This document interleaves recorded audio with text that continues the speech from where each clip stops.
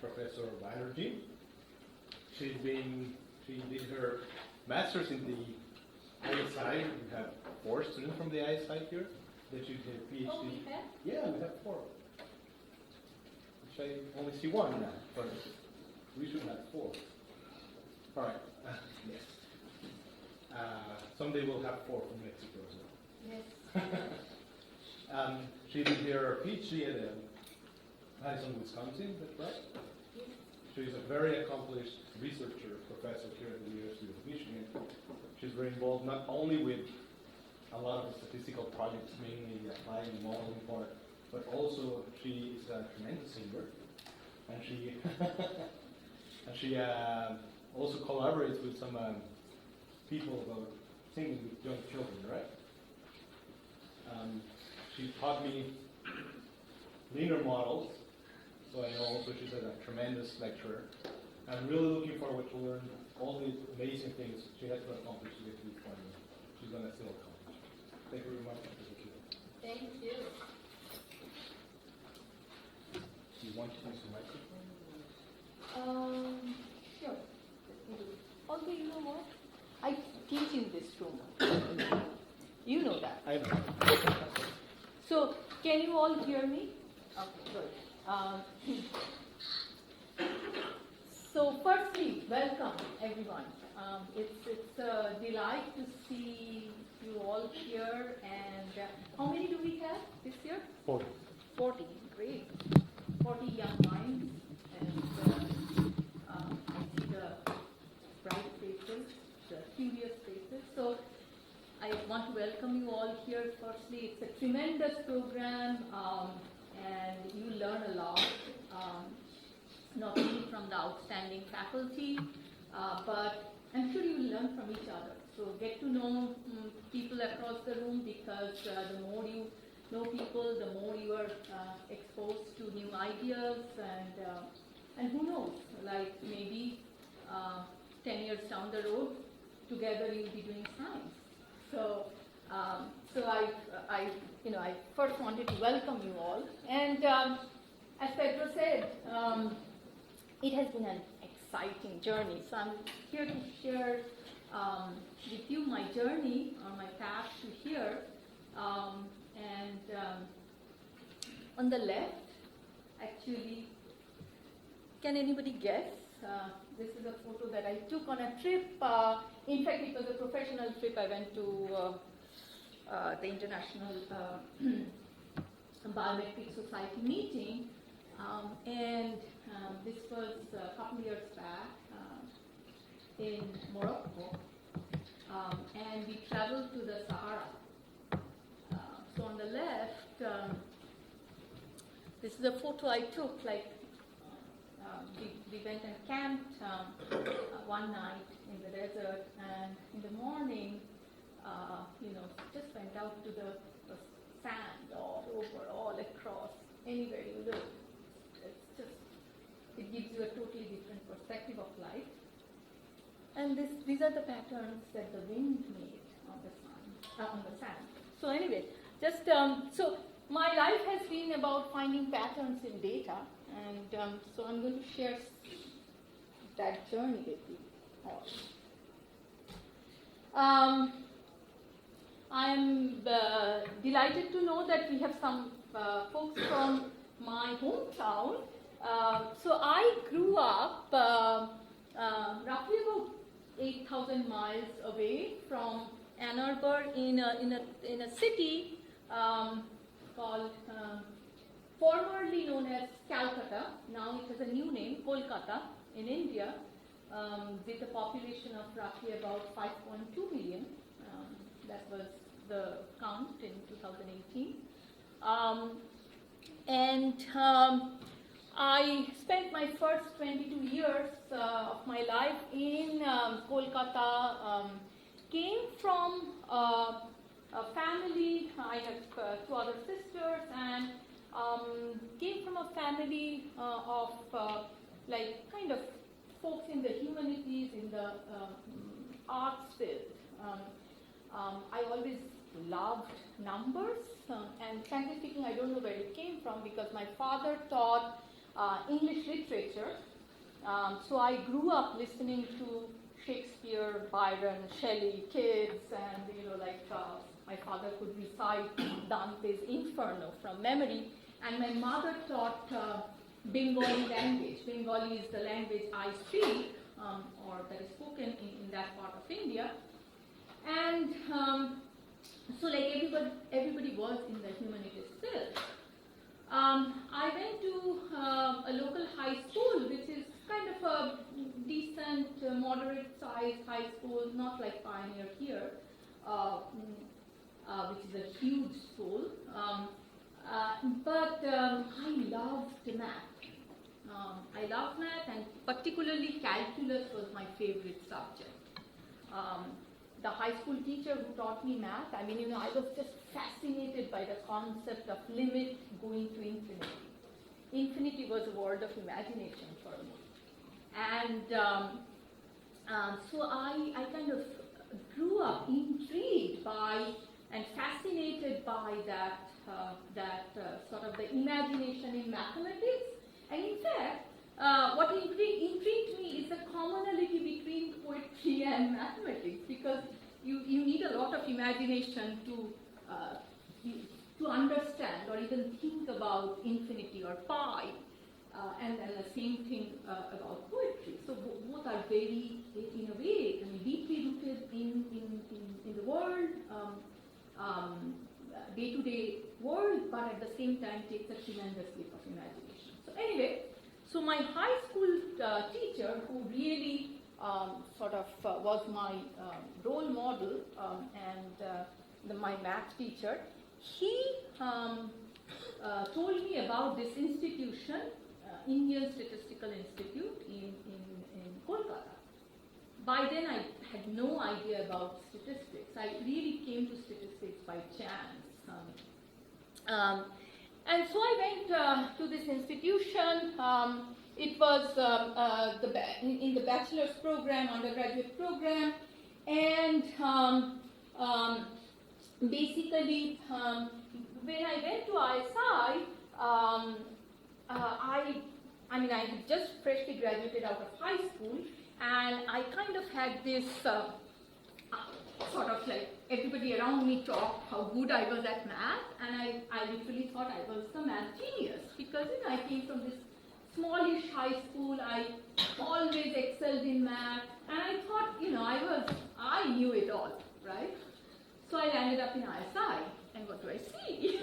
I see, like everybody around me either knows as much or better, or the reason I'm saying that is that was such an important lesson in my life. It was a complete ego breaker.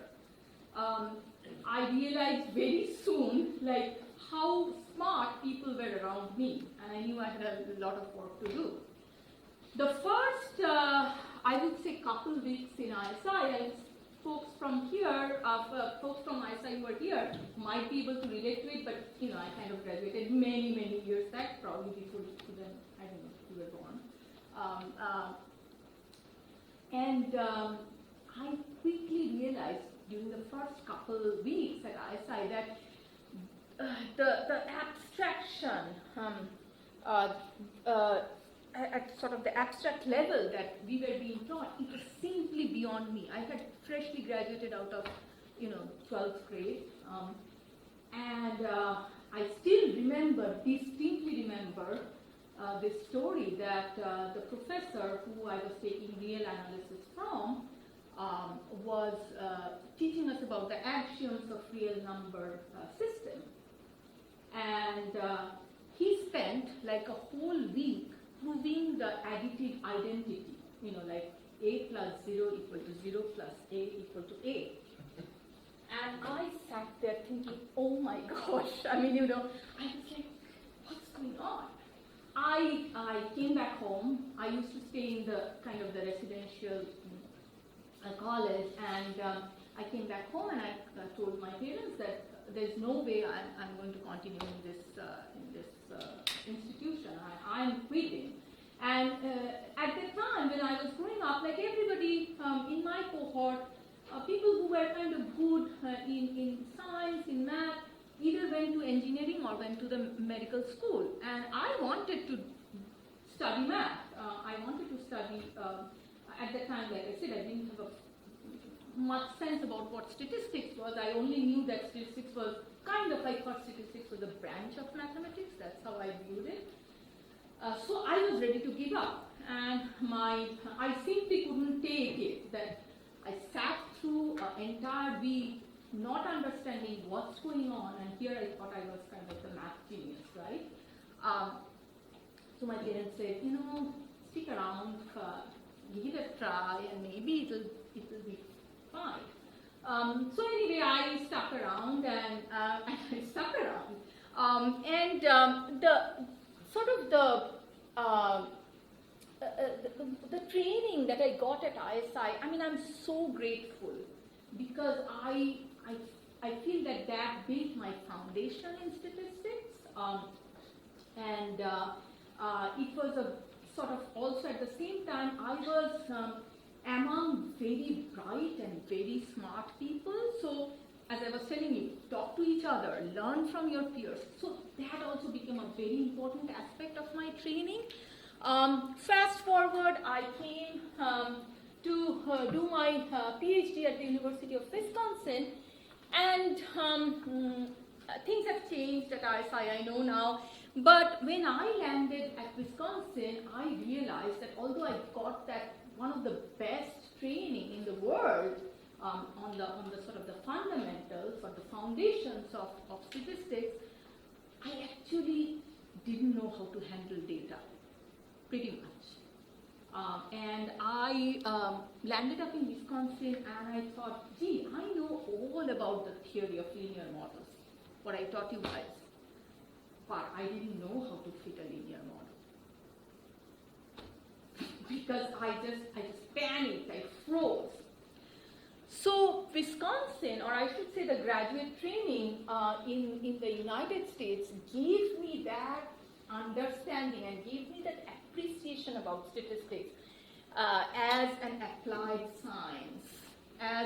It's not like I kind of had this notion about statistics being a branch of mathematics, but Wisconsin gave me that sort of sense of statistics being such a rich applied science, and like I felt that this is where I belong. I mean, I love math, I love numbers, but I wanted to do something with that which has an impact on human health.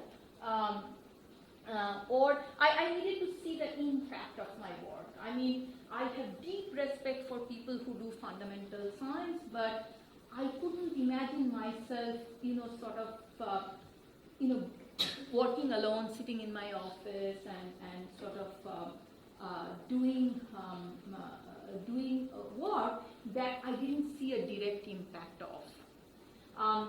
So that's what I feel like I owe it so much to both these different kinds of training, and together they shaped me and shaped my work and my sort of path to today. I graduated out of Wisconsin, and my first faculty position was at the State University of New York in Buffalo. I spent a year there, a very brief time because I had to move to Michigan for personal reasons. And I came to Wayne State University, which is in downtown Detroit. I joined the medical school there. And I was appointed to be the sort of the lead statistician of a multi-million-dollar NIH initiative on prostate cancer across the campus. So the idea was to bring people from all across different disciplines, from like there were surgeons, oncologists, radiation oncologists, there were healthcare providers, there were quantitative scientists like me, computational biologists, and then there were health economists. So all across disciplines, together people came under this umbrella of the prostate initiative to study prostate cancer from, starting from screening to diagnosis to treatment to outcomes. So the whole range. Okay. So here I am, and I'm going to tell you this story because, again, a very important lesson. So I joined this initiative, and then I still remember we used to have these weekly meetings at 6:30 in the morning because that's the only time that surgeons could make it. So Michigan winter, very dark. At 6 in the morning, I used to drive down there and be with a room full of people, sort of engaging in scientific discussions about all around this prostate cancer initiative. And I would literally come out of those meetings after a couple hours and rush to the restroom because I needed to cry. Why? Because I felt like I didn't understand anything that was being talked about there. I mean, this was a different language altogether to me. And I thought, my gosh, I mean, if I don't even understand the language they're talking, how am I going to do statistics for them? I didn't understand the science. So I had two options. One is I could kind of throw up my hands in the air and say, you know what, I give up. I want to go back to the comfort of my, where I can sort of prove theorems in linear models, do my methods research, and I can't because I don't understand you guys. That was one option. The other option is I could try to build a bridge. I could give it a try. So I chose the second. And what did I do? So I started sitting in, auditing, cancer biology classes. I started shadowing my clinical colleagues in their clinic. I started reading molecular biology books, papers, but the most important was like really sort of interacting with my clinical colleagues and to try and understand the underlying science.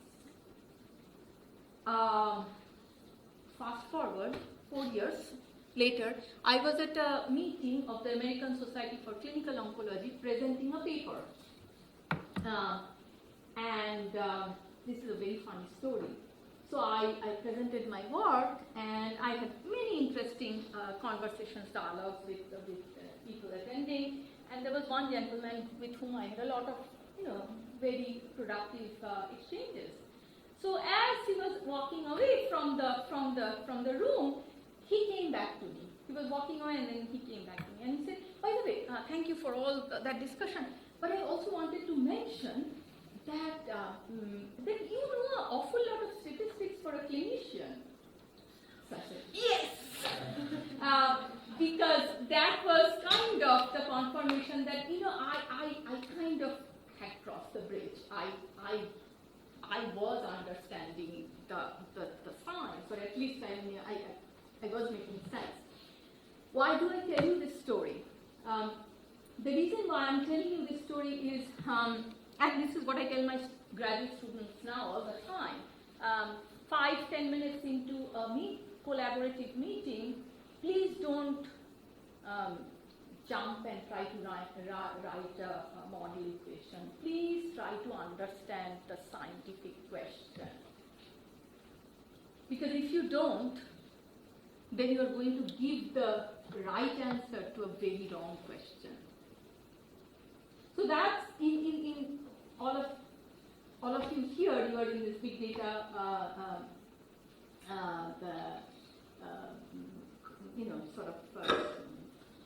learning about big data, learning about all the techniques, learning about hearing people from coming from different perspectives to talk about big data. But I think that's one of the key advice that I can give you. That science is about science is about network. Science is interdisciplinary. Science is understanding each other, trying to work together to come up with a solution. So make the effort to understand the underlying scientific question, because if you don't, like I said, you might give the right answer to a very wrong question. So I'm looking at the time. So that was kind of a very important point in my life, and then I stayed at Penn State University for a few more years. During my time there, I also started working with the Metropolitan Detroit Cancer Surveillance System, which is basically part of the National Cancer Institute's surveillance, epidemiology and end results registry in the United States, and it's one of the oldest in the country. And I started doing a lot of work around SEER. SEER is the National Cancer Institute's registry that tracks incidence and mortality from cancer in the United States. I'm like, most of my work was population based, and looking at disease registries, observational data, big data, but all kind of in the population based arena. In 2003, I joined Michigan, and since then I've been here at the Department of Biostatistics. I'm also a faculty in the Rogel Cancer Center. And for the past decade or so, I have become very much involved with the Institute for Healthcare Policy and Innovation here at the university. I direct the biostatistics core of the Center for Healthcare Outcomes and Policy, which is housed within that institute. And my research has focused in the past 8-9 years or so, has focused largely on understanding healthcare delivery and outcomes in the population. And again, like using large disease registries, population-based data, administrative claims data, but with an underlying sort of theme of trying to understand how firstly trying to understand patterns of healthcare delivery in the population and the implications on outcomes. So here are the broad themes in my research. I kind of like to, and I'm going to talk a little bit about sort of each of these depending on how we do with time. So I have two broad areas of research. One, on the clinical side of things, I develop models for clinical decision making and disease prognostication, and once again I use clinical data, disease registries to try and understand or develop prediction models, clinical prediction models that can be taken to the bedside, that physicians can use to make clinical decisions. So that's one big area, and I'm going to talk about two sort of examples in the area of cancer and pediatric cardiac critical care. And then the other big area that I was talking about is healthcare delivery and outcomes. And towards that end, sort of the kind of things that I study is, for example, what is the diffusion of a certain kind of treatment in the population. And one particular study that I'm going to talk about is looking at the use of radioactive iodine for thyroid cancer. I also look at outcomes and the impact of treatment modalities on population level outcomes. And then from a policy point of view, We have also done studies where we are looking at cost of medications or financial burden from a cancer diagnosis on patients and things like that. And in that arena of healthcare outcome, healthcare utilization and outcomes, again, it's observational data from large population-based registries, oftentimes linked with administrative claims data, insurance data, and from a statistical point of view, there are many different issues because this is all observational data, so there are tons of issues with confounding, really tricky confounding by indication, missing data, then clustering. So we have patients who are nested within providers, providers are nested within hospitals, hospitals are nested within regions. So it's like trying to understand the impact of variables at each of these levels on the outcome and on the delivery. So lots of very interesting statistical issues, and my methodological focus has been both in the area of clinical decision making as well as in healthcare utilization and outcome, has been to develop machine learning based methods to try and address some of the scientific questions in those areas. That has been my kind of focus.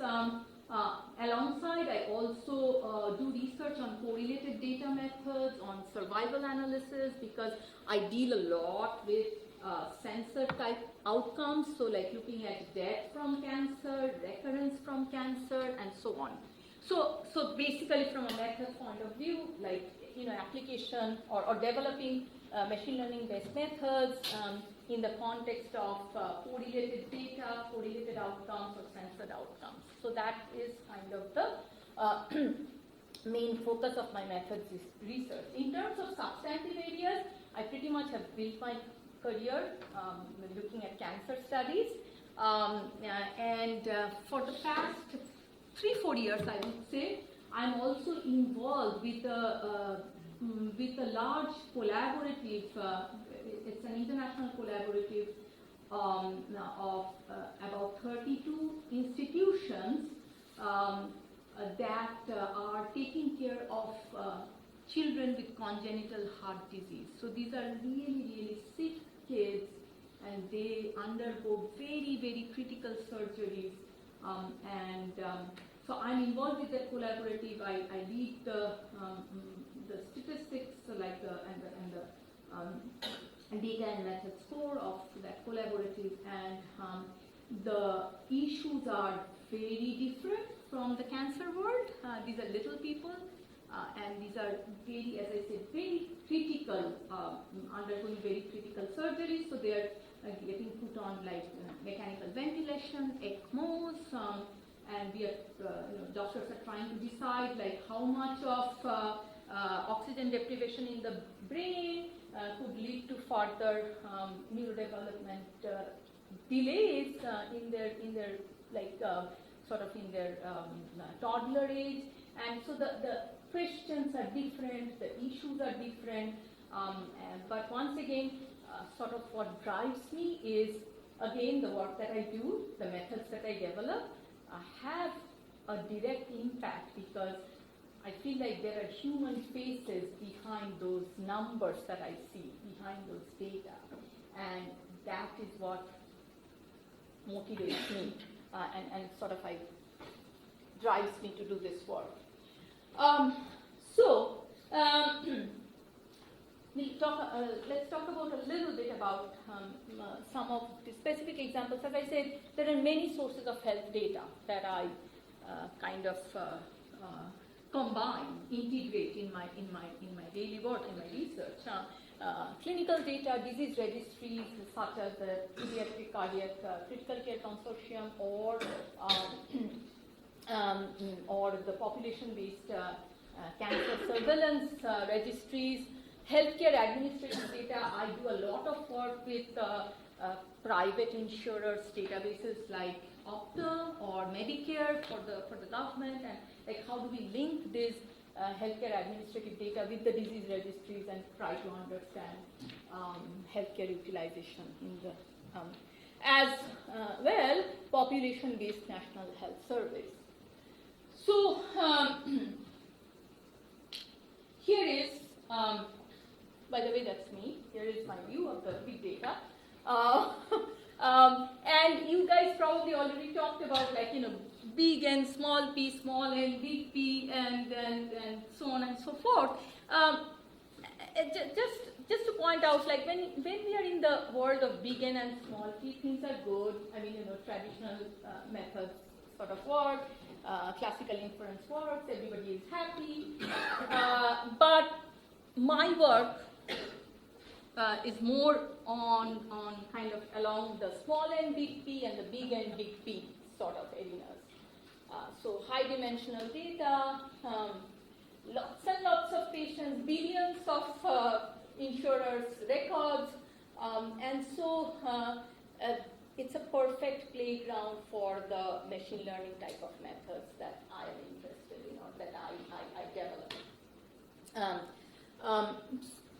The first example that I'm going to talk about is my work in trying to develop prognostication tools. So basically, when a cancer patient walks through the door, and one of the very sort of common questions that a doctor has to face is, what are my chances? How, doc? What do you think, doc? How long will I live? So these are very, very sort of fundamental, important questions from a patient perspective. So my role, or my job, as a statistician is to develop tools for prognostication that my clinician colleagues can take to the bedside and basically use as a tool to give estimates about survival. And essentially what I'm trying to do is to predict patient pathways. So my work has been, in this area, has been to develop tree-based regression or ensemble type of tools that help to create this like a binary decision-making type of tool for my clinical colleagues. And here is sort of from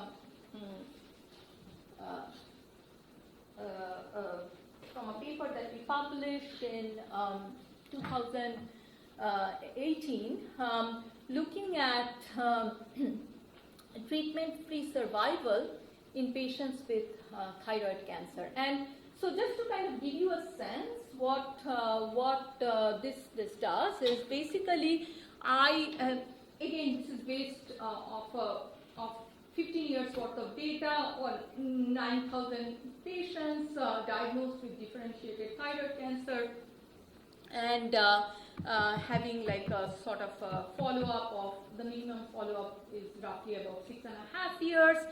And a patient walks through the door, and literally what my clinician colleague does is he or she lets that patient's profile kind of drop down the branches of the tree. And the circles that you see at the end are essentially what in the kind of in the methodological world, in the tree-based methods world, we call those terminal nodes. Those terminal nodes essentially are helping my colleague to give predictions or prognostication. And for example, if you see the right, the node, the circle in red, it says 5-year 52%, 10-year 39%, N equal to 451, R equal to 207. So what are those numbers? So if you drop down, like a patient walks through the door, if you drop down his or her covariates down the tree, so here I'm saying a patient with distant stage has a 5-year survival chance of 52%, a 10-year survival chance of 39%, and in this cohort that we analyzed, we had in this terminal node, we have 451 patients, and 207 of those had recurrences that needed to be treated. Okay, so basically, each of these circles help me give a prediction for a patient. And as you can see, the branches of the tree are characterized by different types of covariate combinations. For example, the group that does best on the left-hand side in blue are people with localized stage tumor less than equal to 1 centimeters and who did not get radioactive iodine. Okay, so we have this spectrum. Thyroid cancer is a cancer which generally has good prognosis. And although it's kind of crude way of saying it, but it is, people say if you have to have cancer, it's one of the best cancers to have.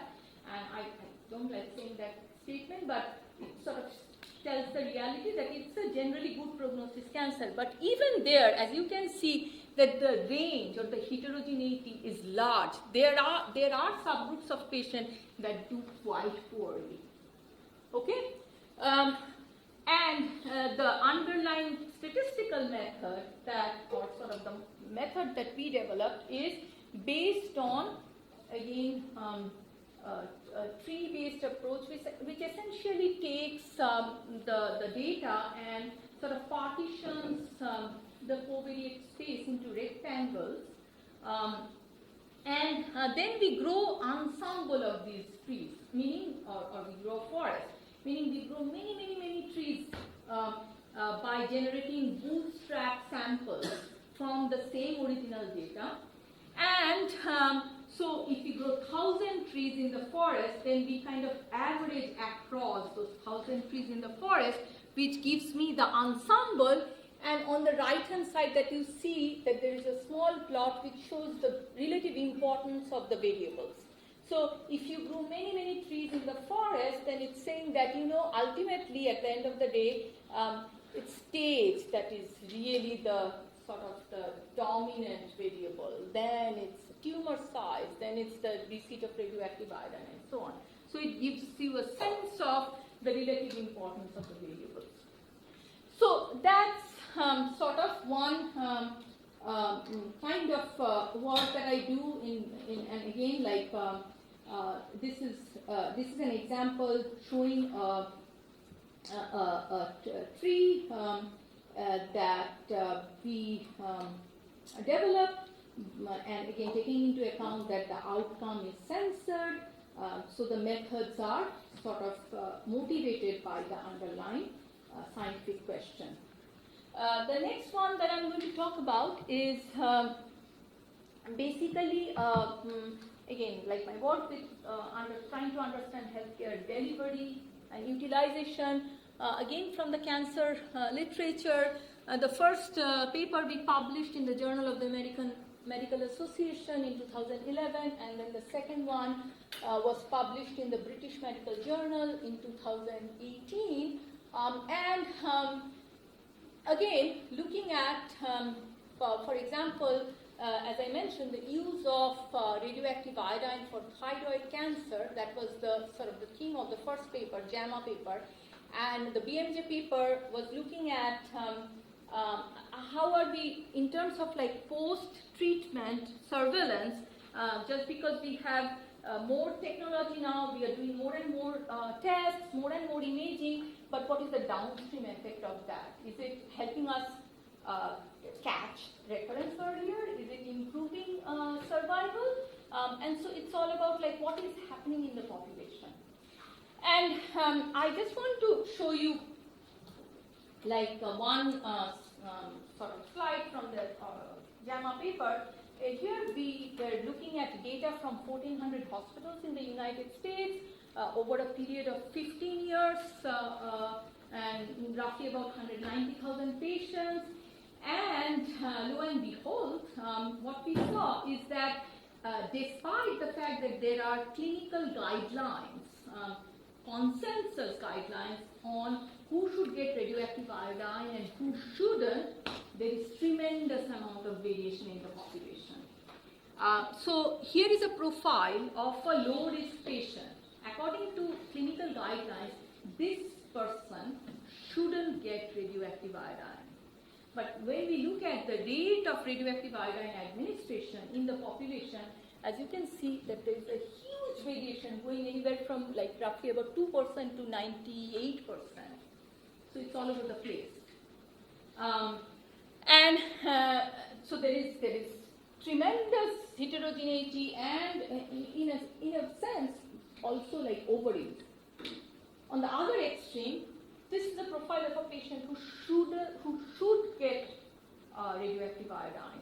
It's a high risk patient, but once again look at the heterogeneity, anywhere between 22% to roughly about 96, 97%. So again, this is a patient that should be getting it, but there is sort of uncertainty across the population when it comes to administration of this treatment. Punchline, it matters where you go. It's scary, but that's the fact. The BNJ paper that we published in 2018 was looking at the incidence of thyroid cancer has increased over the last couple decades. That is indicated by the red line. But as you can see, the green line is basically what has happened to the use of imaging tests. We have more technology now. We can do much more. So the use of imaging tests has skyrocketed. We are doing more and more and more of these tests. But is that what's the impact of that? Is that doing any good? Look at the sort of the purple line. So this is basically the treatment for recurrence. So with the imaging use of imaging tests skyrocketing, we are doing more and more treatment for sort of. Okay, here may be a recurrence, here may be a recurrence, so let's treat. So we are doing more surgery, giving more radioactive iodine, but what about the downstream impact? The blue line is the disease-specific death. That has pretty much remained flat.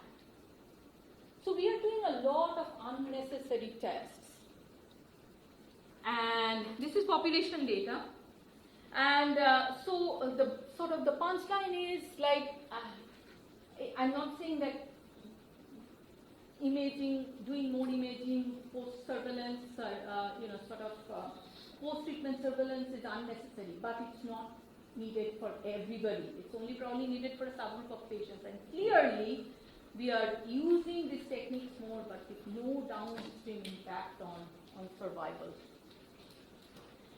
The last one that I'm going to talk about, and very briefly, this is my work with the pediatric cardiac surgery consortium, a very different arena than cancer, these are, as I said, very, very sick kids with congenital heart disease. They are having very critical surgeries. They are being put on mechanical ventilation, and clinicians are challenged with balancing mechanical ventilation time with extubation failure. And there's a lot of gaps in the knowledge that exist among hospitals in terms of like, when is a kid ready to be pulled out of the tube? Extubation readiness. So the work that we are doing, I mean, this is one of the work, of course, one of the questions, the sort of the data sources that we are using. I talked to you about this big consortium, international consortium of 32 hospitals. So that's the PC4 consortium, Pediatric Cardiac Critical Care Consortium, and through that I have patient shallow, what I call shallow level patient variables. Why shallow? Because since there are 32 institutions involved, so they are collecting kind of commonly used variables that are across those institutions.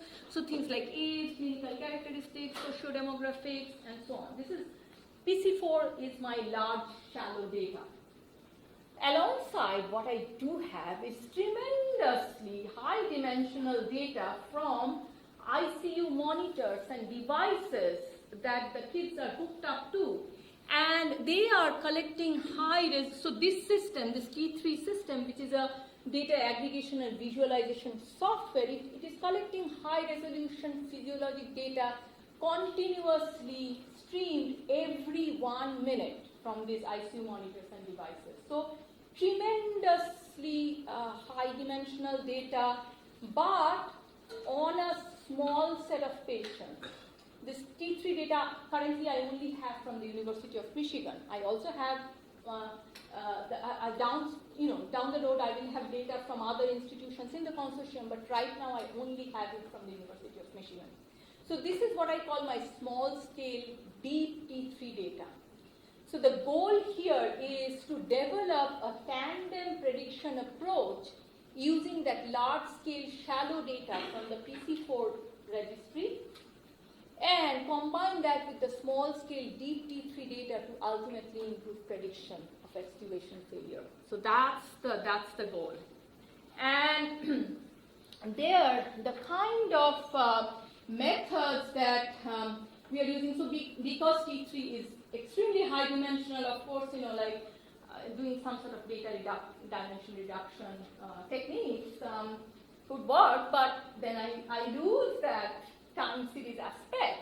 So the work that we have been doing, or the methods that we have been developing, is take each person, take each kid, each of their physiologic parameter, and do some sort of a seasonal and trend decomposition by using Loess and time series type of methods, like the ARIMA, autoregressive integrated moving average type of techniques in time series, and sort of get a trajectory for each kid,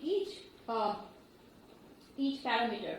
So here is a Loess breakdown of heart rate from a single patient tracked over the first 4 years in the ICU. The top panel is the raw data. The second panel is the seasonal decomposition. Let me talk about the third panel first. The third panel is the trend. So it sort of gives the long-term progression of the series. The second panel is the seasonal decomposition, so gives you the peaks and the troughs in the data. And then the last one is kind of the residual. So what we do is for each kid and for each physiologic parameter, we do the seasonal and the trend decomposition, and those become my features in the machine learning technique. We do the same thing with,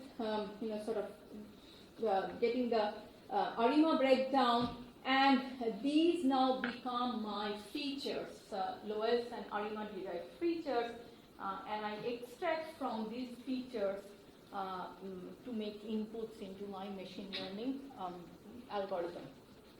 And then I kind of use a tandem approach, going back and forth between the shallow, large data and the small, deep data, and keep on updating my predictions.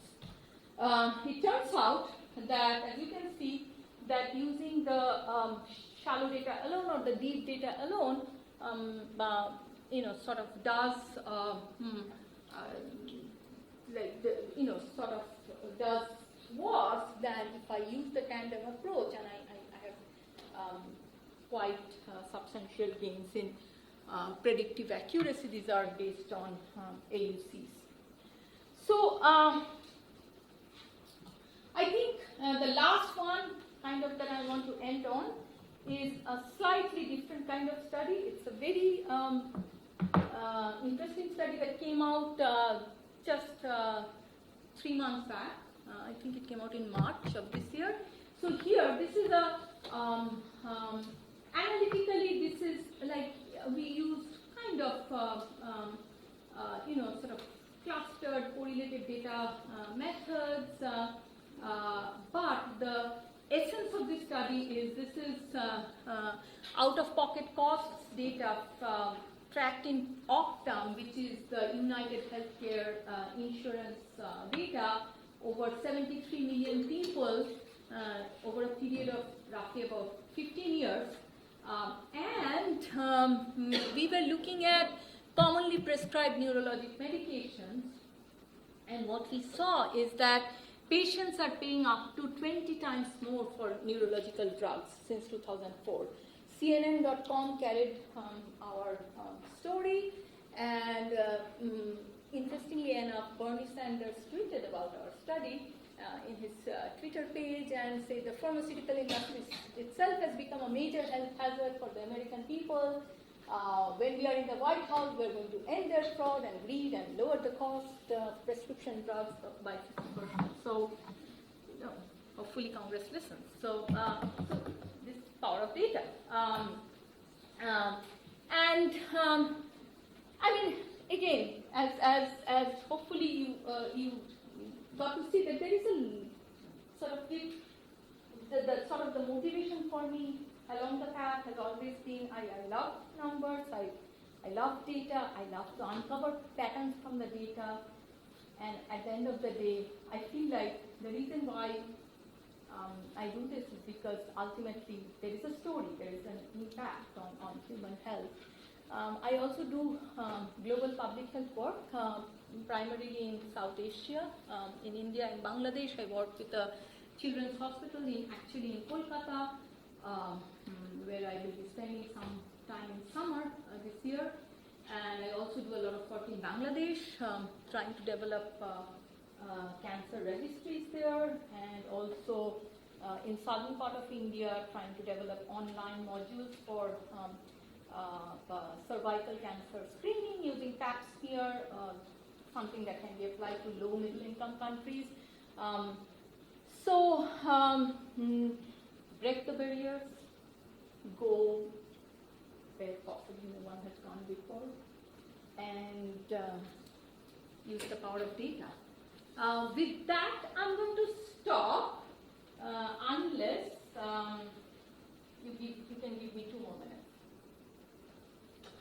Unless they have questions. I mean, I'm sure they will have questions, and I wanted to leave at least 15 minutes for questions. Oh, maybe I can, right? You can.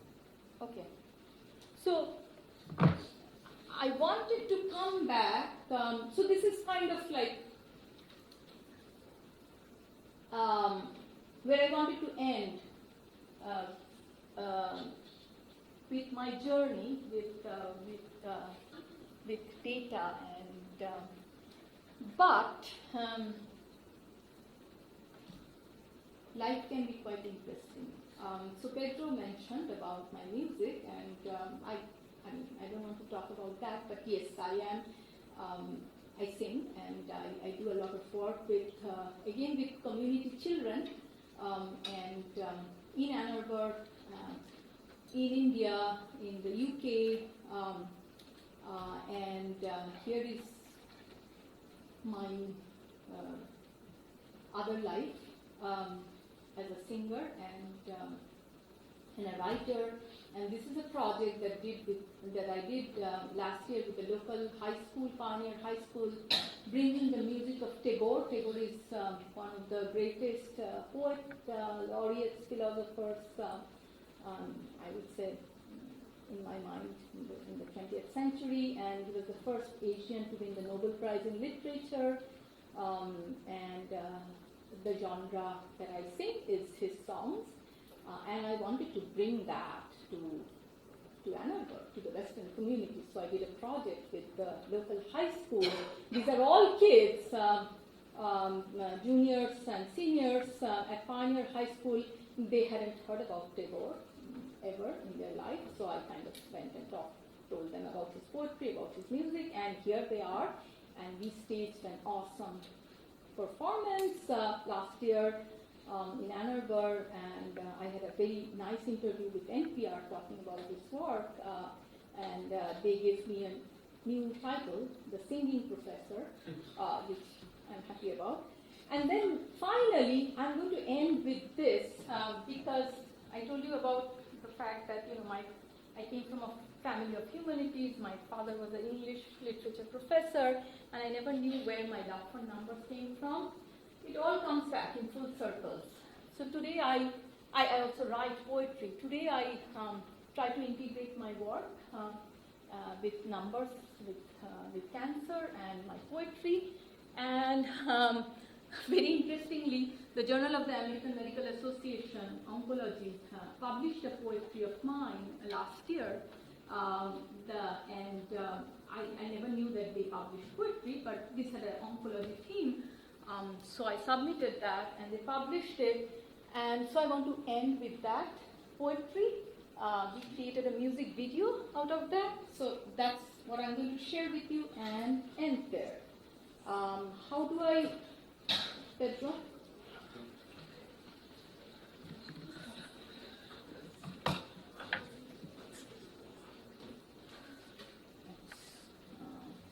For some reason, I don't know why it doesn't.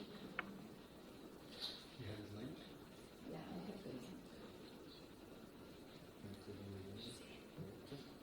It should have, but I don't know why it does. Yeah, right. It should have a link, but it's not. It just shouldn't. Okay, never mind. I'll just do it.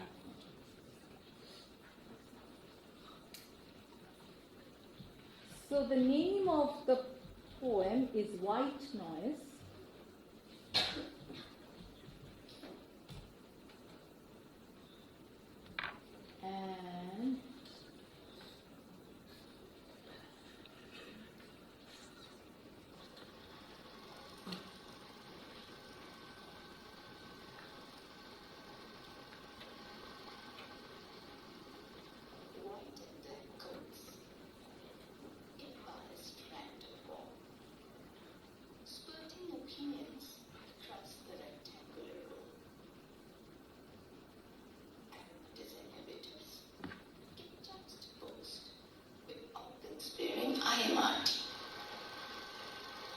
And circulating lymphoma cells, shake hands with neutropenic sepsis. She sits there, hands in the air, arguing vehemently about dose escalation, stopping rules, screening, and early detection. The novelty of the patient design intrigues her.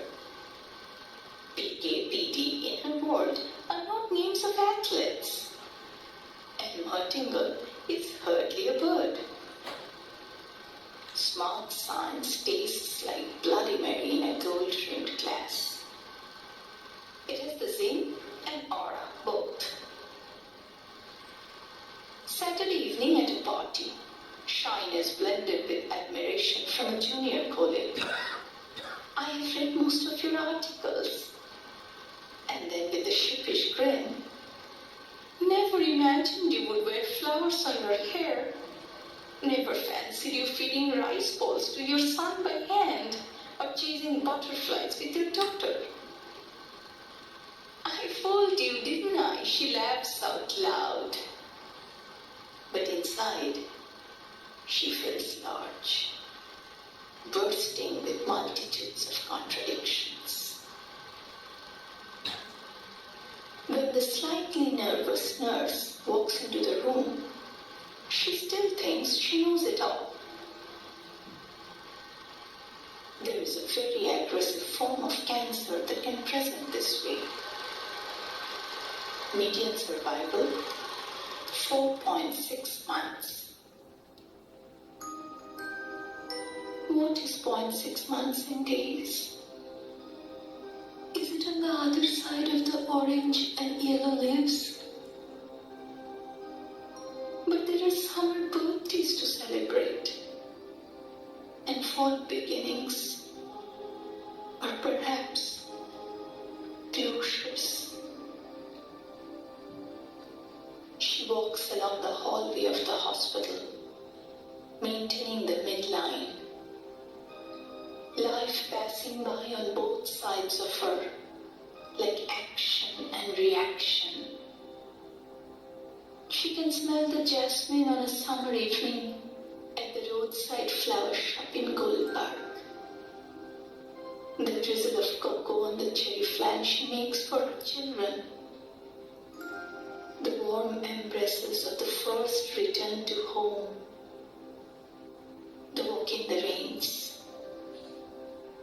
March wind lifting dry leaves as the princess of Manipur rests her soul in Ujjun's eyes. Amar onge onge ke bajaye bashi.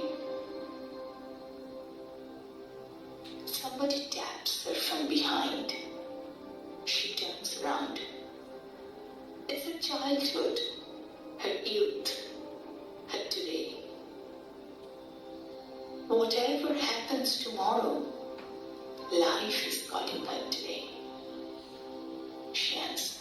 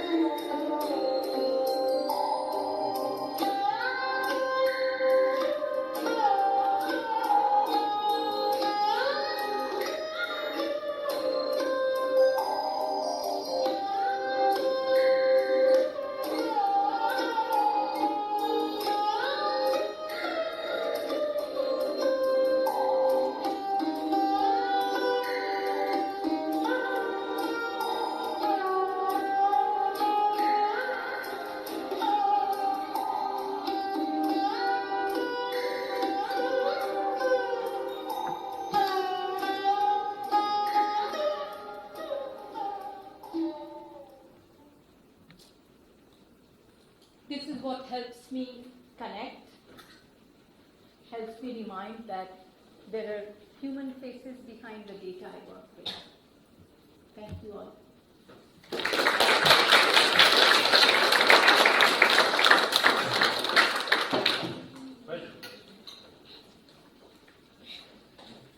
So I definitely relate to like the being super mathy, like super into math. And I also relate to the wanting to feel like your work has an impact on people and actually helps. Do you think that's much easier to do if your research is in biostat than in like statistics? Or I guess right now I'm thinking about like maybe applying to PhD programs in one of the two, and so. So for me, I mean, it's ultimately about where you connect. For me, the connection was human health.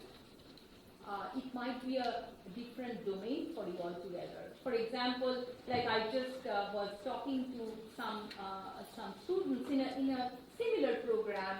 Last week I was at the Memorial Sloan Kettering Cancer Center, and they have a similar program. I'm talking to students there, and like we all saw the picture of the black hole a couple months back, and like I don't know if you guys got a chance to hear the TED talk by Katie Bowman, the graduate student who was kind of involved in that project. I mean, there is data science there. There is like modeling there, algorithm development there. So I think it's ultimately where you connect. For me, the connection was human health. So biostatistics was the place for me. You just have to find where your heart is, I guess.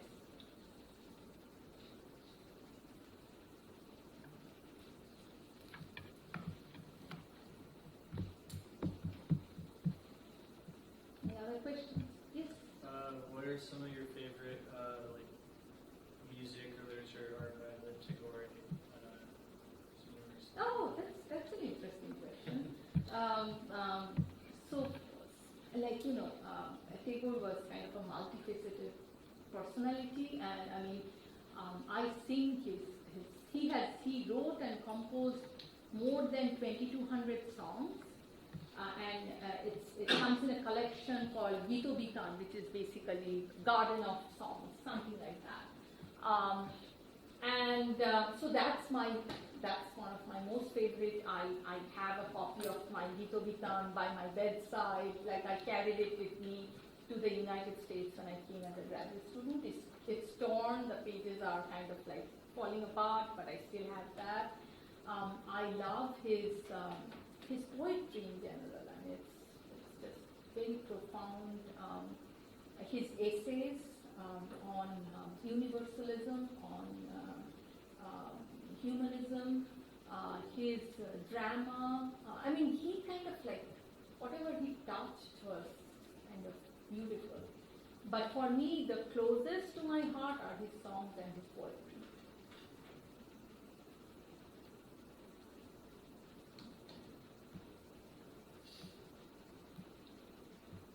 Go ahead. I mean, you can ask anything.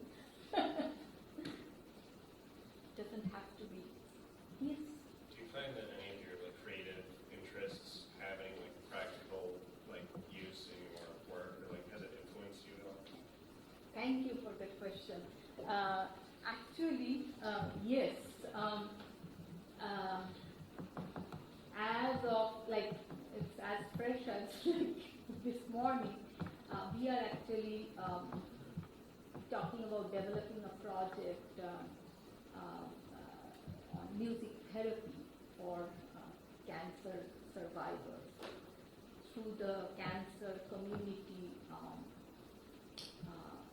cancer support community here, part of the greater Washington community, and so I'm very excited about the prospect of doing that work and partnering with them, and if that happens, wonderful. Yeah, but we're kind of just starting to do that. I'm just wondering if you could talk more about your experience getting your PhD at UW-Madison. Sure. So, in my PhD program at Madison, as I told you, like the one thing that I wanted to tell you, that how indebted I am to the program at Madison to kind of help me develop the skill sets for being an applied statistician. I'm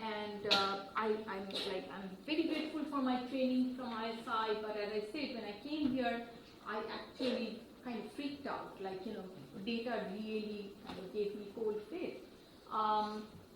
So the training at Wisconsin, beyond the sort of the theory courses, we also had very strong applied courses, and we had a course like you guys have here. Here we have a course 699, which Pedro can talk all about the course to you. But it's more like giving you kind of an experience of what being a real life statistician is. And we had a course like that. In Wisconsin, that course was 998, Stats 998. So we would have like investigators from the medical school, from the hospital, come and present a problem they are working on, like as part of their research. And so they would come and talk to us. We had the opportunity to ask them questions, engage. So kind of a real life collaboration setting. And at the end of the term, so we had like 3 such investigators who we worked with. At the end of the term, we had to actually come up with a solution for that problem. And we worked in teams, so that was another skill set that we developed, like how to kind of work in a team. But at the end of the day, we actually had to pose a solution to a real world problem. And on top of sort of putting it in a report, which the investigators would take, and maybe sometimes they would publish out of it, or they would kind of make changes to the design based on our recommendations. We also had to present it. So we had to present our sort of analysis, our solution. So it was kind of a sort of a workshop in developing the real the skill sets for kind of a career in a real life statistical job. I think that was for me one of the best experiences. Alongside, while in the PhD program, I also worked as a research assistant at various sort of organizations, centers within the university. I still find it, like you might find it funny now, I do find it funny now, that my first RA position was with a environmental scientist, and he was measuring the air pollution vulnerability in Midwest Park. So that was the project I worked on for a year. Then in my second year, I worked on a sleep disorder study. So I worked with some investigators in the sleep lab at Wisconsin. Then my third year, I got to work with someone in the business school, and he was modeling like tax returns data. So I kind of got to see like a whole breadth of application areas of statistics. Wisconsin, at the time I was in grad school, there did not have a biostat department. So I got my degree from the statistics department, although later on they developed like a biostat program. And so by being there, I kind of got to see like a range of different applications of statistics, and for me, that was an invaluable experience. So I kind of got to, sort of like play and test with data from various fields. Still, I settled onto health sciences, and that came in my kind of like in my towards the end of my third year, where I started working with some, the folks in the hospital, in the cancer center, and, like working with breast cancer data. But before that, I kind of moved around. And in a way, it was exciting to see, like, sort of see the whole span, like from environmental science to business world to sleep disorder labs, and then finally settled on breast cancer project. We have time for one more question. Is there anything you wish you had learned while you were in ISA?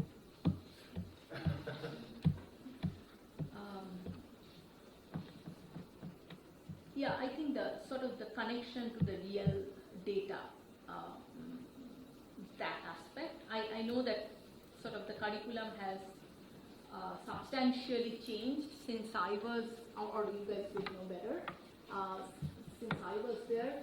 But I felt that what I wish I had is I never developed that connection to data while I was at ISI. I mean, I am very, like, I think I got one of the best training in the world on sort of the foundational statistics, but it was, to me, statistics, by the time I graduated from ISI, was still like a branch of mathematics. I did not really appreciate or get a sense of the power of statistics as an applied science and what you can do with that. So I wish I kind of had developed more of that sense, that connection. Thank you again for a very inspiring lecture. Thank you.